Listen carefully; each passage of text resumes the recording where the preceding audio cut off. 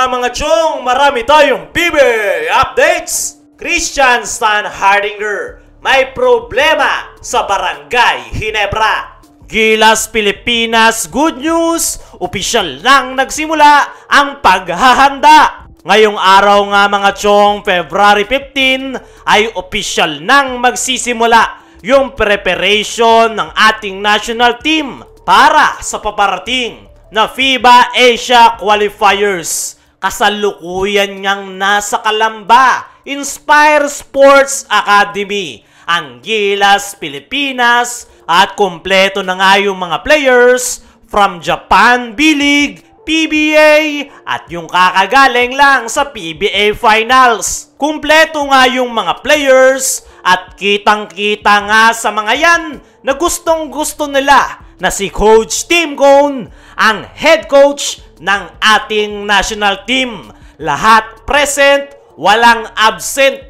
Talagang nire-respeto nila si Coach Tim Cone. At hindi na nga nakakagulat yan mga chong dahil magaling ang mag-handle ng players. Itong si Coach Tim Cone, mahusay rin itong mag-motivate ng kanyang mga players. Kahit hindi madali yung kanilang pagdadaanan, ay hindi nga dinadown ni Coach Tim ang kanyang mga bata. Puro positibo lang at maganda rin yung kanyang programa. Para sa akin mga chong, ay ito talagang si Coach Tim, yung perfect head coach ng Gilas Pilipinas. Na pagkakaisa nga nito ang lahat at ang lahat ng players ay gusto talagang siya ang humawak sa ating national team. Dahil wala nang dribble drive hanggang mamatay. Dahil meron ngang sistema si Coach Tim na mixed triangle offense. Subok na yan last Asian Games kung saan nakuha nila ang gintong medalya. Sa ngayon, magandang balita na nagsimula na ang team practice ng ating national team. At antabayanan na lang natin sa mga susunod na araw ang magiging update sa Gilas Pilipinas. Dumako naman tayo dito sa kabilang balita. Christian Stan Hardinger may problema sa Barangay Ginebra. Ito ngang si Stan mga chong ay ang main big man ngayon ni Coach Tim Cone sa Barangay Ginebra. Maganda nga rin yung ipinakita nitong performance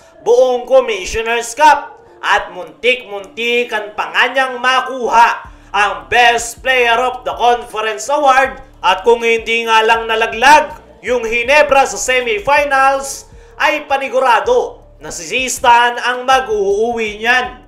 Pero sa kabila ng kanyang napakagandang performance, ay meron nga itong problema sa Barangay Ginebra coaching staff. Dahil ayon nga sa mga source, ay nitong Commissioner's Cup, nagsimula yung problema nitong si Christian Stan Hardinger. Ayaw nga nitong magpapalit o magpasab. Gusto niya lang ng tuloy-tuloy na laro. Kaya naman may sama ng loob na nabubuo itong si Stan sa Barangay Ginebra coaching staff. At mukhang nagtutugma yan sa post nitong si Snow Badwa na sinasabing player is performing good, but most of the time, he doesn't wanna get sub. Ever notice? He would usually wag his hand when somebody deployed at the official's table to replace him. So most often, he gets eye of the coach. Magpapaburger ako sa makakahula. Wala ngang pangalan na binanggit si Snow Badwa.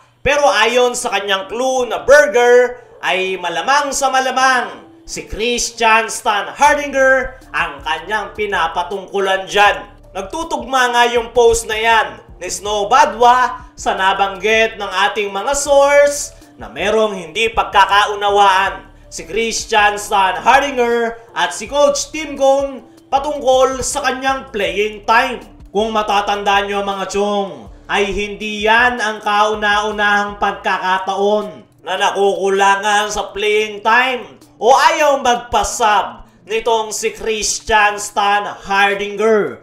Noong nasa San Miguel Beermen pa nga ito, ay very vocal nga siya noon. Nakulang siya sa playing time dahil kaagaw niya si Junmar Fajardo. At yun nga ang dahilan kung bakit siya binitawan ng San Miguel Beermen. Nung nalipat sa Northport Batampier ay wala nga itong naging problema dahil doon ay babad na babad nga siya, wala nang palitan simula hanggang matapos ang laro. At ngayon na napunta naman siya ng Barangay Ginebra ay mukhang bumabalik yung problema ni Sistan na nakukulangan sa playing time at ayaw magpasab. Para sa akin mga chong, ay napalaking minuto na ng nilalaro nitong si Christian Stan Hardinger sa Barangay Ginebra. Noong una naman ay walang problema si Sistan sa kanyang playing time under Coach Tim Cone.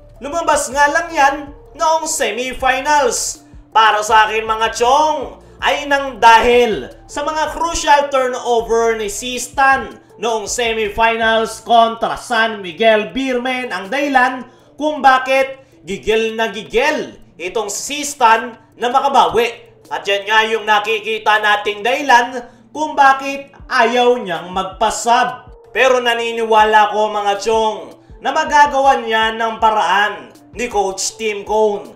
Panigurado na himasmasan na rin itong si Christian Stan Hardinger ngayong tapos na ang kanilang kampanya. Bunga lang yan ng init ni Sistan na makabawi para sa kanyang koponan. Pero naniniwala ako na hindi yan magtatagal at magiging maayos rin ang lahat para sa Barangay Ginebra.